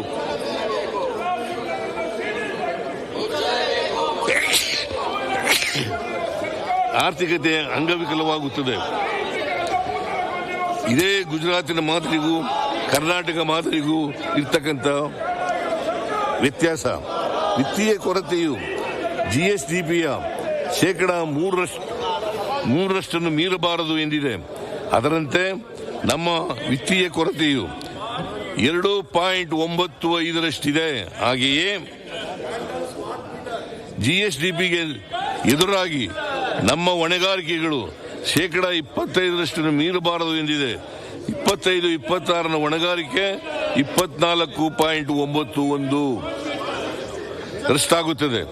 ಕರ್ನಾಟಕವು 21-22, 26-27ರಷ್ಟು ಹೊಣೆಗಾರಿಕೆಯನ್ನು ಹೊಂದಿತ್ತು. 21-22ರಲ್ಲಿ ವಿತ್ತೀಯ ಕೊರತೆ 3.3ರಷ್ಟಿತ್ತು. ಅಂದರೆ ಬಿಜೆಪಿ ಸರ್ಕಾರದಲ್ಲಿ ಈ ಮಿತಿಗಳನ್ನ ಮೀರಿದ್ದು, ಮಾನದಂಡಗಳನ್ನ ಮೀರಿ ಹೋಗಿತ್ತು. ಅದು ಬಿಜೆಪಿಯವರ ಕಾಲದಲ್ಲಿ ಆಗಿದ್ದಂಥದ್ದು. ನಮ್ಮ ಕಾಲದಲ್ಲಿ ನಾವು ಆರ್ಥಿಕ ಶಿಸ್ತನ್ನ ಕಾಪಾಡಿಕೊಂಡಿದ್ದೇವೆ. ನಮ್ಮ ಸರ್ಕಾರ ಗ್ಯಾರಂಟಿ ಯೋಜನೆಗಳಿಗೆ 51,000 ಕೋಟಿ ಸೇರಿದಂತೆ ಇತರ ಎಲ್ಲ ಕಲ್ಯಾಣ ಯೋಜನೆಗಳಿಗೆ ಹಾಗೂ ಸಹಾಯಧನಗಳಿಗೆ ಸರಿಸುಮಾರು 1 ಲಕ್ಷ ಕೋಟಿವರೆಗೆ ವಿನಿಯೋಗಿಸುತ್ತಿದೆ. ಇವೆಲ್ಲವೂ ಮಧ್ಯವರ್ತಿಗಳಿಲ್ಲದೆ ಜನರಿಗೆ ನೇರವಾಗಿ ತಲುಪುವ ಕಾರ್ಯಕ್ರಮಗಳಾಗಿವೆ. ಗ್ಯಾರಂಟಿ ಯೋಜನೆಗಳಿಗೆ 51,000 ಕೋಟಿ, ರೈತರ ಪಂಪ್ಸೆಟ್ಗಳಿಗೆ ಉಚಿತ ವಿದ್ಯುತ್ ನೀಡಲು 18,000 ಕೋಟಿ, ವಿವಿಧ ಸಾಮಾಜಿಕ ಪಿಂಚಣಿ ಯೋಜನೆಗಳಿಗೆ 10,835 ಕೋಟಿ ಹಾಗೂ ಮನೆ ನಿರ್ಮಾಣ ಸಬ್ಸಿಡಿ, ವಿದ್ಯಾರ್ಥಿ ವೇತನ ಸೇರಿದಂತೆ ಇತರ ಎಲ್ಲ ಇಲಾಖೆಗಳು ಸಹಾಯಧನಗಳನ್ನು, ಹಾಲಿನ ಉತ್ಪಾದಕರಿಗೆ ನೀಡುವ ಪ್ರೋತ್ಸಾಹಧನ ಇತ್ಯಾದಿ ಎಲ್ಲವೂ ಸೇರಿ ಸುಮಾರು 20,000 ಕೋಟಿ. ಇವೆಲ್ಲ ಸೇರಿ ಒಟ್ಟಾರೆ 1 ಲಕ್ಷ ಕೋಟಿಗಳಾಗುತ್ತವೆ.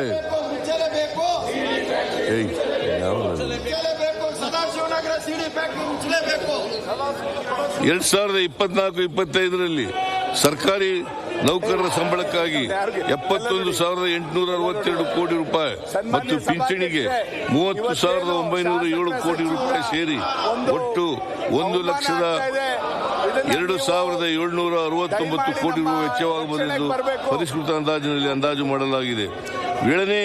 ಏಳನೇ ವೇತನ ಆಯೋಗ ಜಾರಿಯಾಗಿರುವುದರಿಂದ 25-26ನೇ ಸಾಲಿಗೆ ಸರ್ಕಾರಿ ನೌಕರರ ಸಂಬಳಕ್ಕಾಗಿ 85,860 ಕೋಟಿ ರು ಮತ್ತು ಪಿಂಚಣಿಗಾಗಿ 38,580 ಕೋಟಿ ರು ಸೇರಿ ಒಟ್ಟು ವೇತನಗಳಿಗಾಗಿ 1,24,440 ಕೋಟಿ ರು ವೆಚ್ಚವಾಗಬಹುದೆಂದು ಅಂದಾಜು ಮಾಡಲಾಗಿದೆ. ಬಡ್ಡಿ ಪಾವತಿಗಾಗಿ 45,600 ಕೋಟಿ ರು ವೆಚ್ಚ ಮಾಡಬೇಕಾಗುತ್ತದೆ. ವೇತನ, ಪಿಂಚಣಿ ಮತ್ತು ಬಡ್ಡಿ ಪಾವತಿಗಳಿಗಾಗಿ ಒಟ್ಟು 1,70,40 ಕೋಟಿ ರೂಪಾಯಿಗಳು. 25-26ರಲ್ಲಿ ನಾನು ಮಂಡಿಸಿದ್ದು 16ನೇ ಬಜೆಟ್. ನನಗೆ ದಾಖಲೆಗಳನ್ನು ಮಾಡುವುದರಲ್ಲಿ ನಂಬಿಕೆ ಇಲ್ಲ. ನಾನು ಮಂಡಿಸಿದ ಬಜೆಟ್ ಬಡವರ ಮಹಿಳೆಯರ, ಮಕ್ಕಳ, ಶೋಷಿತರ, ದುರ್ಬಲ ವರ್ಗದವರ, ಯುವಜನರ, ಕಾರ್ಮಿಕರ, ರೈತರ, ಹಿಂದುಳಿದವರ, ಅಲ್ಪಸಂಖ್ಯಾತರ ಏಳಿಗೆಯನ್ನು ಹಾಗೂ ಸಂಪತ್ತನ್ನು ಉತ್ಪಾದನೆ ಮಾಡುವವರ ಹಿತರಕ್ಷಣೆಯನ್ನು ಗಮನದಲ್ಲಿ ಇಟ್ಟುಕೊಂಡು ನಾಡಿನ ಮೂಲಭೂತ ಸೌಲಭ್ಯಗಳಿಗೆ ಆದ್ಯತೆ ನೀಡುವ ಮೂಲಕ ಕಲ್ಯಾಣ ಕಾರ್ಯಕ್ರಮಗಳನ್ನು ರೂಪಿಸಿ ಅನುಷ್ಠಾನ ಮಾಡುವ ಮೂಲಕ ಕರ್ನಾಟಕವನ್ನು ಸಮಗ್ರ ಹಾಗೂ ಸುಸ್ಥಿರ ಮಾದರಿಯಲ್ಲಿ ಅಭಿವೃದ್ಧಿಪಡಿಸಲು ಶ್ರಮಿಸುವ ನಿಟ್ಟಿನಲ್ಲಿ ನಾನು ಬಜೆಟ್ಗಳನ್ನು ರೂಪಿಸಿದ್ದೇನೆ. ಈ ಬಾರಿಯೂ ಅದೇ ಕೆಲಸವನ್ನು ಮಾಡಿದ್ದೇನೆ ಎಂಬುದು ನನ್ನ ದೃಢವಾದ ನಂಬಿಕೆ. ಈ ಬಾರಿ ನಮ್ಮ ಸರ್ಕಾರ ಮಂಡಿಸಿರುವ ಆಯವ್ಯಯವು ಗ್ಯಾರಂಟಿ ಯೋಜನೆಗಳ ಆಯವ್ಯಯ ಅಷ್ಟೇ ಅಲ್ಲ, ಇದು ವೆಲ್ಫೇರ್ ಬಿಯಾಂಡ್ ಗ್ಯಾರಂಟೀಸ್. ಈ ಬಜೆಟ್ ವೆಲ್ಫೇರ್ ಬಿಯಾಂಡ್ ಗ್ಯಾರಂಟೀಸ್ ಎಂದು ನಾನು ಹೆಮ್ಮೆಯಿಂದ ಹೇಳಬಯಸುತ್ತೇನೆ. ಆಶಾ ಕಾರ್ಯಕರ್ತರು, ಅಂಗನವಾಡಿ ಕಾರ್ಯಕರ್ತರು, ಬಿಸಿಯೂಟ ತಯಾರಕರಿಗೆ ತಲಾ 1,000 ರೂಪಾಯಿ ಹೆಚ್ಚು ಮಾಡಿದ್ದೇನೆ. ಅತಿಥಿ ಉಪನ್ಯಾಸಕರು, ಪದವಿ ಪೂರ್ವ ಕಾಲೇಜುಗಳ ಉಪನ್ಯಾಸಕರಿಗೆ ತಲಾ 2,000 ರೂಪಾಯಿಗಳು ಹೆಚ್ಚು ಮಾಡಿದ್ದೇವೆ. ಪತ್ರಕರ್ತರಿಗೆ ತಲಾ 3,000 ರೂಪಾಯಿ, ಕಲಾವಿದರಿಗೆ 500 ರೂಪಾಯಿ, ಕುಸ್ತಿಪಟುಗಳಿಗೆ 1,000 ರೂಪಾಯಿ ಹೆಚ್ಚು ಮಾಡಿದ್ದೇನೆ. ಎಲ್ಲ ಧರ್ಮದ ಪುರೋಹಿತರಿಗೆ ಸಮಾನವಾಗಿ ಮಾಸಿಕ 6,000 ಗೌರವಧನ ನೀಡಲು ಉದ್ದೇಶಿಸಲಾಗಿದೆ. ಇಷ್ಟರ ನಡುವೆ ಬಂಡವಾಳ ವೆಚ್ಚಗಳಿಗೆ ಈ ವರ್ಷ 83,200 ಕೋಟಿ ರೂಗಳನ್ನು ಒದಗಿಸಿದ್ದೇವೆ. ಇಷ್ಟಾದರೂ ಸಹ ನಮ್ಮ ವಿತ್ತೀಯ ಶಿಸ್ತು ನಿಯಮಗಳಿಗೆ ಅನುಗುಣವಾಗಿಯೇ ಇದೆ. 25-26 ಸಾಲಿಗೆ ಸಂಬಂಧಪಟ್ಟಂತೆ ಒಟ್ಟಾರೆ ರಾಜ್ಯದ ಸ್ವೀಕೃತಿ 2,92,470 ಕೋಟಿಗಳಷ್ಟಾದರೆ ರಾಜಸ್ವ ವೆಚ್ಚ 3,11,739 ಕೋಟಿ ರು ಆಗಬಹುದು. ಇದರಿಂದ 19,262 ಕೋಟಿ ರೂಗಳಷ್ಟು ರಾಜಸ್ವ ಕೊರತೆ ಆಗಲಿದೆ ಎಂಬುದು ಅಂದಾಜು. ಇದು ಕಡಿಮೆ ಆಗಲೂಬಹುದು. 24-25 ಬಜೆಟ್ ಮಂಡಿಸಿದಾಗ 27,354 ಕೋಟಿ ರೂಗಳಷ್ಟು ರೆವಿನ್ಯೂ ಡಿಫಿಸಿಟ್ ಆಗಬಹುದೆಂದು ಅಂದಾಜು ಮಾಡಲಾಗಿತ್ತು. ಆದರೆ ಪರಿಷ್ಕೃತ ಅಂದಾಜಿನಂತೆ 26,177 ಕೋಟಿ ಆಗಬಹುದೆಂದು ಅಂದಾಜು ಮಾಡಲಾಗಿದೆ. ಒಟ್ಟಾರೆ 24-25ಗೆ ಹೋಲಿಸಿದರೆ 25-26ರಲ್ಲಿ ಸುಮಾರು 8,000 ಕೋಟಿ ರೂಗಳಷ್ಟು ರಾಜಸ್ವ ಕೊರತೆ ಕಡಿಮೆಯಾಗುತ್ತದೆ. 24-25ರ ಆಯವ್ಯಯದ ಅಂದಾಜಿನಲ್ಲಿ ರಾಜಸ್ವ ಕೊರತೆಯು ಜಿಎಸ್ಡಿಪಿಯ ಶೇಕಡ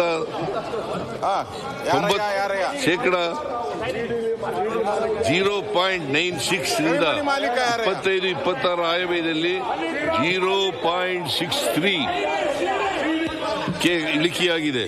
ರಾಜ್ಯಪಾಲರ ಭಾಷಣದ ಮೇಲೆ ನಡೆದ ಚರ್ಚೆಗಳಿಗೆ ಉತ್ತರ ನೀಡುವಾಗ ನಾನು ಹೇಳಿದಂತೆ 2026-27ನೇ ಸಾಲಿಗೆ ರಾಜ್ಯದ ಬಜೆಟ್ ರಾಜಸ್ವ ಕೊರತೆಯಿಂದ ಹೊರಬರುತ್ತದೆ. ನಾವು ಉಳಿತಾಯ ಬಜೆಟ್ ಅನ್ನು ಮಂಡಿಸುತ್ತೇನೆ ಎಂಬ ವಿಶ್ವಾಸ ನನಗಿದೆ. ಮಾನ್ಯ ಅಧ್ಯಕ್ಷರೇ, ಮಾನ್ಯ ಸದಸ್ಯರ ಗಮನಕ್ಕೆ ತರಬಯಸುವುದೇನೆಂದರೆ, ಕೇಂದ್ರದಲ್ಲಿ ಮೋದಿಯವರ ನೇತೃತ್ವದ ಕೇಂದ್ರ ಸರ್ಕಾರ ಅಧಿಕಾರಕ್ಕೆ ಬಂದ ಮೇಲೆ ರಾಜ್ಯಗಳ ಆರ್ಥಿಕ ಸ್ಥಿತಿ ಸಂಕಷ್ಟಕ್ಕೆ ಸಿಲುಕಿಕೊಂಡಿದೆ. 2013ರಿಂದ 2017ರವರೆಗೆ ಕೇವಲ 4 ರಾಜ್ಯಗಳ ವಿತ್ತೀಯ ಕೊರತೆ ಶೇಕಡ 3ಕ್ಕಿಂತ ಹೆಚ್ಚಿತ್ತು. ಹಾಗೆಯೇ 5 ರಾಜ್ಯಗಳ ಒಟ್ಟು ಹೊಣೆಗಾರಿಕೆಗಳು ಶೇಕಡ 25ಕ್ಕಿಂತ ಹೆಚ್ಚು ಇದ್ದವು. ಆದರೆ 24-25ರಲ್ಲಿ ದೇಶದ ಪ್ರಮುಖ 14 ರಾಜ್ಯಗಳ ಪೈಕಿ 10 ರಾಜ್ಯಗಳ ಒಟ್ಟು ಹೊಣೆಗಾರಿಕೆಗಳು ಶೇಕಡ 25ಕ್ಕಿಂತ ಹೆಚ್ಚಿಗಿವೆ. ಅದೇ ರೀತಿ 6ಕ್ಕಿಂತ ಹೆಚ್ಚು ರಾಜ್ಯಗಳ ವಿತ್ತೀಯ ಕೊರತೆ ಶೇಕಡ 3ಕ್ಕಿಂತ ಹೆಚ್ಚಾಗಿದೆ. ಭಾರತೀಯ ರಿಸರ್ವ್ ಬ್ಯಾಂಕ್ ಇತ್ತೀಚೆಗೆ ಬಿಡುಗಡೆ ಮಾಡಿರುವ ದಾಖಲೆಗಳಂತೆ 2014ರಲ್ಲಿ ಮನಮೋಹನ್ ಸಿಂಗ್ ಅವರು ಅಧಿಕಾರದಿಂದ ಇಳಿಯುವ ಸಂದರ್ಭದಲ್ಲಿ ದೇಶದ ಎಲ್ಲ ರಾಜ್ಯಗಳ ಒಟ್ಟು ಸಾಲ 35.1 ಲಕ್ಷ ಕೋಟಿಗಳಿತ್ತು. 2024ರ ಮಾರ್ಚ್ 31ರ ವೇಳೆಗೆ 83.32 ಲಕ್ಷ ಕೋಟಿಗಳಷ್ಟು ಎಂದು ಆರ್ಬಿಐ ದಾಖಲೆ ಬಿಡುಗಡೆ ಮಾಡಿದೆ. ಈ ವರ್ಷದ ಕಡೆಗೆ ರಾಜ್ಯಗಳ ಸಾಲದ ಪ್ರಮಾಣ 95ರಿಂದ 100 ಕೋಟಿಗಳಷ್ಟಾಗಬಹುದು ಎಂದಿದ್ದಾರೆ. ಇತ್ತ ರಾಜ್ಯಗಳ ಪರಿಸ್ಥಿತಿ ಈ ರೀತಿಯಾದರೆ ಕೇಂದ್ರ ಸರ್ಕಾರವು ಕೂಡ ಸಾಲದಲ್ಲಿ ಮುಳುಗಿದೆ. 2014ರಲ್ಲಿ ದೇಶದ ಸಾಲ ಸುಮಾರು 53.11 ಲಕ್ಷ ಕೋಟಿ ರೂಪಾಯಿಗಳಿದೆ. ಆದರೆ 25-26ನೇ ಸಾಲಿನ ಬಜೆಟ್ ಮಂಡಿಸುವಾಗ ನಿರ್ಮಲಾ ಸೀತಾರಾಮನ್ ಅವರು ಕೇಂದ್ರ ಸರ್ಕಾರ ಮಾಡಿರುವ ಸಾಲದ ಪ್ರಮಾಣ 200.16 ಲಕ್ಷ 200.16 ಲಕ್ಷ ಕೋಟಿ ರೂಗಳಷ್ಟಾಗಬಹುದೆಂದು ಪ್ರಸ್ತಾಪ ಮಾಡಿದ್ದಾರೆ.